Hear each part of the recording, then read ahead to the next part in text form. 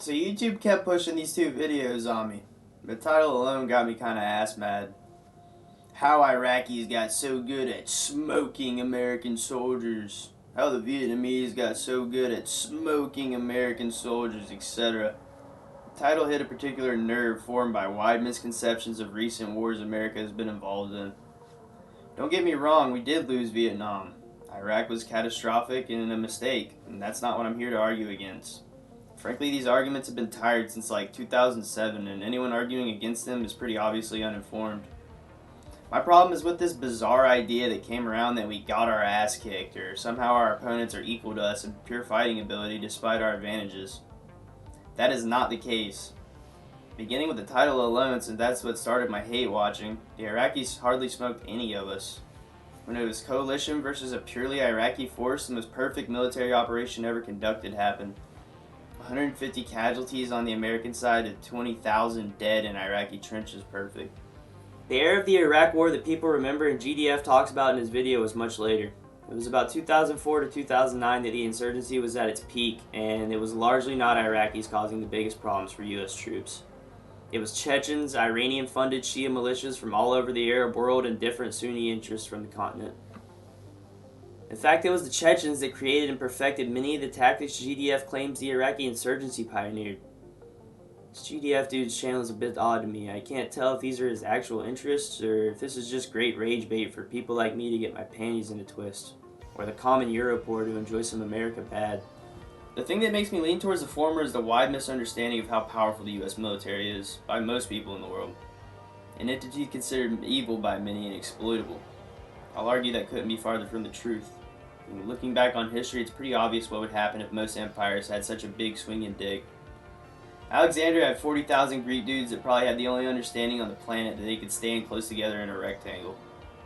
Alexander realized what he had and proceeded to conquer more of the planet than was known to exist by most Greeks, and kept marching his war machine until he got so far away from where his immune system developed that he got bit by something and died. Now I want you to imagine if Alexander lived today, and had the best tanks, and the most of them, and the best planes, and the most of them, etc. What would he do? He would conquer the entire world. We are all quite fortunate this empire is not like the one it was born from.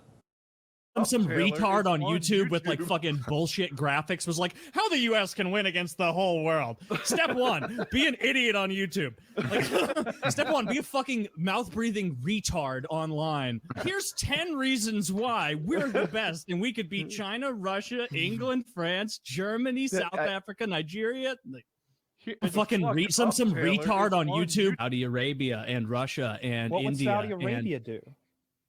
How I'm would the just Saudis listing get here, Taylor? India, does have a China, point. They have Russia. no way to get Yes, here. they do. No, they don't. No, they can't. China currently has a maximum sea lift capacity of 60,000, and that number is thought to be much closer to 30,000. To get from Fujian across the 300-kilometer strait to Taiwan. China couldn't even feasibly naval invade an island nation when almost within their territorial waters. The entire planet would get butt-fucked. As much as I'm aware Americans love comforts, we have a history of demonic wartime economy. In my mind, this conflict goes something like this. Obviously, it's impossible to predict, but we have factors we can weigh in. First and most important to this type of warfare would be the Navy. The U.S. Navy has more combined aggregate displacement than the rest of the world's navies combined, and our technology far surpasses our nearest peer. Translated more simply, we have more and more better ships.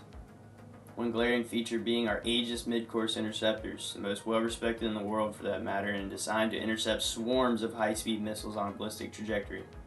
You might say, Japan has it too. I'm aware they have a few, but if there's anyone in the world I'd bet on designing an electronic warfare or kill switch solution, it's the gentleman in the basement of Lockheed that designed it. I don't see how this conflict begins any other way than a massive cruise and ballistic missile bombardment on every known warship and airfield in the world. Our navies are already staged everywhere, and each individual warship has enough missiles on board to defend a massive stretch of ocean and destroy about 120 targets. I don't blame Taylor. He grew up during the Great Recession when China was still truly dominant, and we would still fuck them up in 2008, but economically we weren't as far ahead as we were used to being. It's a popular Republican talking point in these days that we were being lapped and losing the grasp on the world stage.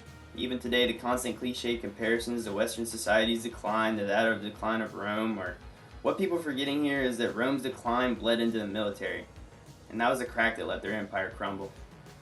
America's research and development programs, the DoD's black hole budget, the exponential growth of technology is why our they-them army is tougher than the Russians crawling around in pig shit and doing push-ups. Because that tough Russian would get obliterated by a weapon system he didn't even know was tracking him, and the weapon would be controlled by somebody he'd hate crime in his society. Beat some Taylor, retard it's on on YouTube, Saudi Arabia. Beat some Taylor, retard it's on on YouTube, Saudi Arabia.